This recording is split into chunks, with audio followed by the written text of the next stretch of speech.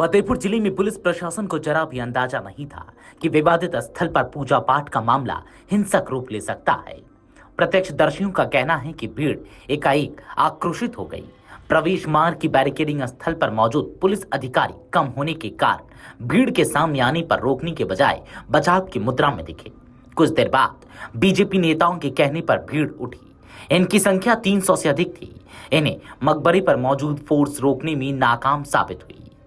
मौके पर मौजूद लोगों ने बताया कि डाक बंगले के पास कर्पूरी ठाकुर चौराहे पर हिंदूवादी संगठन के लोग सुबह करीब 9 बजे बीजेपी जिलाध्यक्ष मुखलाल पाल के आवाहन पर पहुंच गए थे।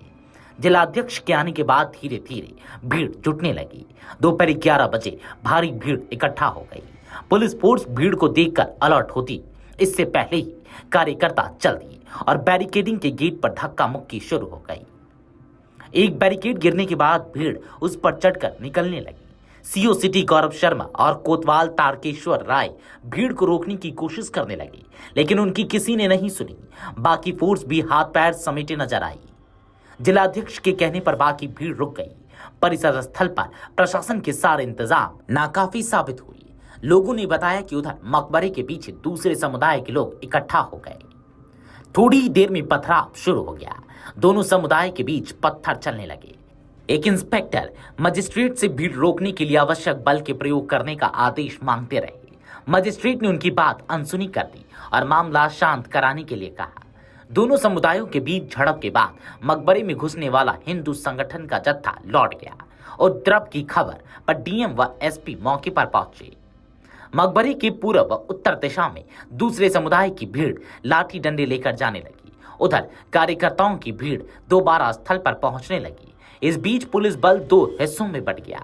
दोनों समुदायों को टकराने से रोकने के लिए उनके सामने खड़ा हो गया। दोनों पक्ष तीखी नारेबाजी करते रहे। डीएम व एसपी ने दूसरे समुदाय के लोगों को समझाया। इधर पुलिस बल ने भगवा झंडे लेकर दोबारा आई भीड़ को रोका। हालात पर काबू पाने के लिए एसपी अनूप सिंह ने कई बार लाठी लेकर भीड़ को खदेड़ा। दरअसल दूसरे समुदाय के लोग बार बार भीड़ लेकर मकबरे की ओर जा रहे थे। डीएम ने कई बार उनकी बात को सुना, उन्हें हर संभव मदद व कार्रवाई का आश्वासन दिया। इसके बाद भी भीड़ बेकाबू हो रही मचे बवाल की तस्वीरें छोटे छोटे बच्चे भी चारों ओर हैं। मजाक को लेकर भड़के बवाल की तस्वीरें और वीडियोस देखकर ही अंदाजा लगाया जा सकता है कि वहां की स्थिति कल यानी कि सोमवार को क्या ही रही होगी। कोई हाथ में धूप बत्ती लेकर मजार के अंदर पूजा करता दिखा तो कहीं तोड़फोड़ के निशान, साफ साफ बवाल की गवाही दे रहे हैं। कहीं जमींदोज मलबा दिखा घरों के तो बाहर कहीं टूटी दीवारें। बच्चों पुलिस की मौजूदगी में सब कुछ देखने को मिला। किसी भी बवाल, धक्का मुक्की और हवा में लहराती रोड पर भीड़ जुटने से सुबह जाम वो भी पुलिस की हालांकि मौजूदगी पुलिस ने में एक साइड का कुछ रास्ता खाली कर जहां से वाहनों का आवागमन शुरू हो सके। इसके बाद भी 3 घंटे तक वाहनों को काफी मशक्कत के बाद मौके से गुजरना पड़ा। मकबरा जाने वाली हर गली पर बैरिकेडिंग लगाकर पुलिस ने पुख्ता इंतजाम किए जाने का प्रयास किया। इसके बाद भी पुलिस बवाल रोकने में नाकाम रही। पुलिस का पैक मुख्य प्रवेश मार्ग कर्पूरी चौराहे के बाद करीब 1 किलोमीटर दूर तक रहा। पुलिस ने सीएमओ कार्यालय रोड से लेकर 6 गलियों पर बैरिकेडिंग लगाई। मकबरे के आसपास घरों में पुलिस बल की तैनाती की गई। पुलिसकर्मी आंसू गैस के गोलों के डिब्बों व रबर गन लेकर घूमते नजर आए। साथ बात करने के लिए फतेहपुर के एसपी अनूप जी हैं। क्या हुआ ये पूरी घटनाक्रम, कहां से आप लोग तो बातचीत कर रहे थे, बातचीत के बीच में ये कहां फसाद हो गया? देखिए, इनके द्वारा इसके संबंध में पूर्व में ज्ञापन दिया गया था, जिसके क्रम में इनको परसों बुला करके इन लोगों से बातचीत की गई थी। कल बुला के बातचीत की गई थी। उसमें सभी पक्ष आए थे, सभी ने अपनी बातें कही।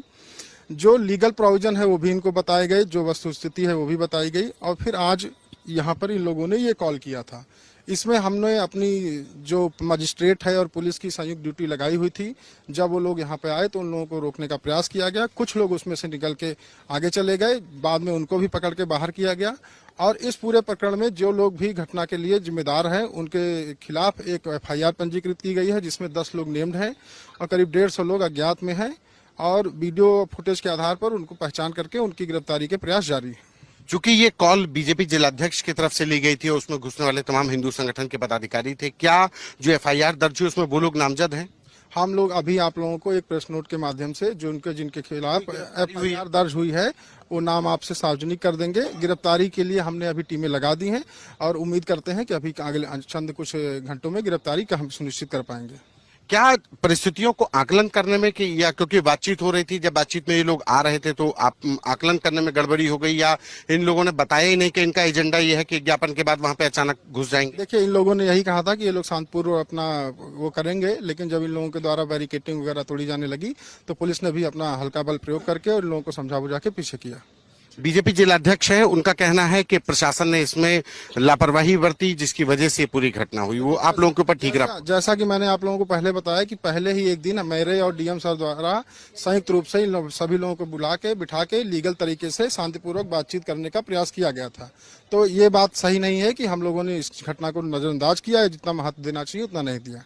इन लोगों ने ज्यादा मतलब बात से आकलन, हम लोगों ने कुछ विकल्प इनको दिए थे जो कि लीगल दायरे में थे, उसको न मान करके इन लोगों के द्वारा आज ये घटना की गई है।